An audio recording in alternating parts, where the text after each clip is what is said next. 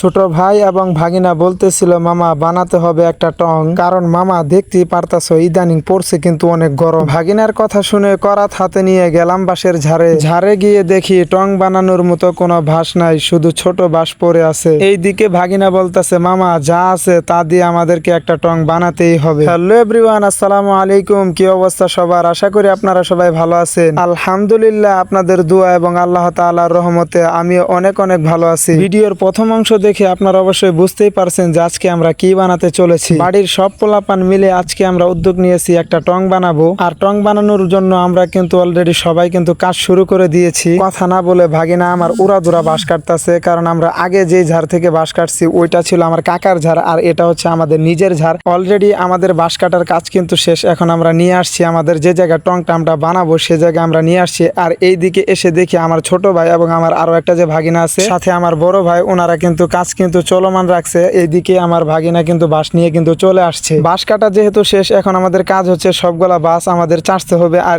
ভাগিনা কিন্তু অবশ্যই এখন সেই কাজটাই করতেছে। আর আমার ভাগিনা কিন্তু অনেক পরিশ্রমী, ও কিন্তু অনেক কাজ করতে জানে। আর এইদিকে আমার আরো একটা ভাগিনা, ও এখন গোত্র করতেছে। আর এইদিকে যাকে দেখতে পাচ্ছেন ইনি হচ্ছেন আমার বড় ভাই। আর এইদিকে আমাদের গোত্র করার কাজ কিন্তু এখন শেষ। আর এখন আমাদের কাজ হচ্ছে এখন সবার প্রথমে খুঁটি গাড়তে হবে। আর অলরেডি আমাদের এখন খুঁটি গাড়ার কাজ কিন্তু চলতেছে। কাজ যেহেতু চলমান, এর ফাঁকে আমি কিছু আমার গুণ গান বলে নেই। আর আমার গুণ হচ্ছে আমি যখন বাড়িতে যাই তখন আমার কোনো কাজ করতে হয় না, কারণ হচ্ছে তারাই সব কাজ করে। তারাই আমাকে বলে যে তুমি আমাদের সাথে থাকলে আমাদের বরকত হবে কাজের ভিতরে। আর আমিও মাশাআল্লাহ আমিও কোনো কাজ করি না, আমি শুধু তাকায় তাকায় খালি দেখি। আর আমরা এদিকে কয়েকটা বাঁশ আমরা বিছায় দেখলাম যে আমাদের টং বানানোটা আসলে কেমন হবে। আর এইদিকে আমাদের কিন্তু টং বানানোর কাজ কিন্তু অলরেডি শেষের দিকে। এখন আমাদের একটা বিছানা বানাবো। আর এই দিকে দেখতে পারতেছেন এরকম একটা ভিউর মধ্যে যে একটা টং বানানো কি যে একটা মজা, এই জায়গায় বসে থাকা কি যে একটা যে মানে কি বলবো একটা ফিল, এটা কিন্তু শুধু গ্রামের মানুষরাই বুঝবে, শহরের মানুষরা কখনো কিন্তু এগুলা কিন্তু আসলে বুঝবে না। দেখতে দেখতে আমাদের টং এর যে বিছানাটা আছে সেটার কাজ অর্ধেক শেষ, বাকি অর্ধেক আমরা টং এর উপর বিছিয়ে তারপর আমরা বানাবো। কারণ আমরা মাপটা আসলে বুঝতেছি না যে আরো কিভাবে সুন্দর করা যায়, বা পরে যদি ভুল হয়ে যায় সেজন্য আমরা অর্ধেক রেখে দিয়েছি।